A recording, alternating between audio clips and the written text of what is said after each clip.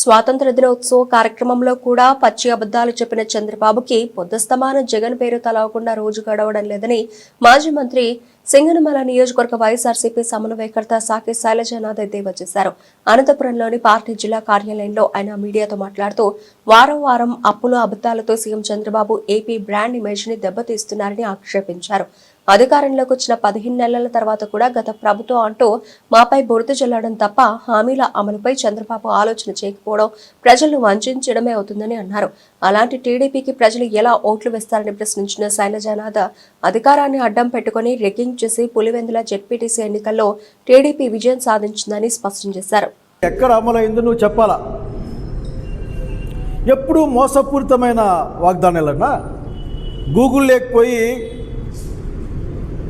Recalling Chandrababu Naidu కొడితేనే మోసం వాగ్దానం అని వస్తూ ఉంది. చంద్రబాబు నాయుడు వాగ్దానాలన్నీ మోసమే అని వస్తూ ఉంది.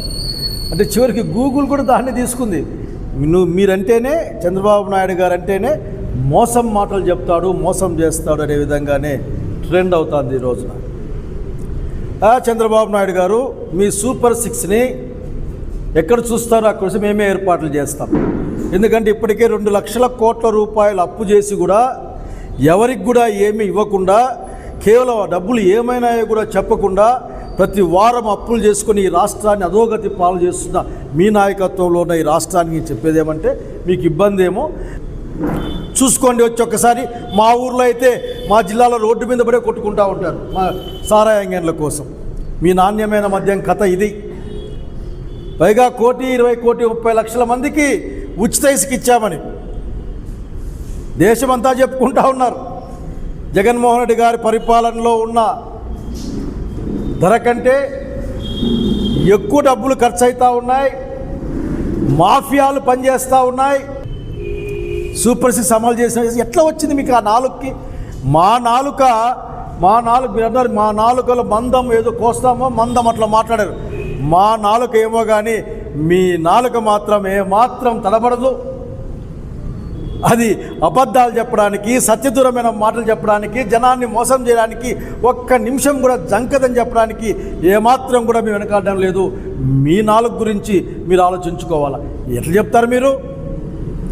ఆ రోజు మీరు ఎలక్షన్ల ముందు బస్సు గురించి మాట్లాడుతూ ఒక అక్కయ్య లిస్ట్ రాసి పెడితే తిరుపతి, కాణిపాకం, చిత్తూరు రకరకాల ఊర్ల పేర్లు రాసి పెడితే ఆయన వాళ్ళ హస్బెండ్ అంటాడు, నువ్వు 5 ఏళ్ళ నుంచి అడుగుతూ ఉన్నావు, చేయలేకపోయినా కూటమి ప్రభుత్వానికి ఇస్తే ఎక్కడి నుంచి ఎక్కడికైనా పోవచ్చు, కూటమికి ఓటేయండి అని బహుశా కొన్ని కోట్లు ఖర్చు పెట్టి యాడిచ్చింటారు ఆ రోజున మీరు.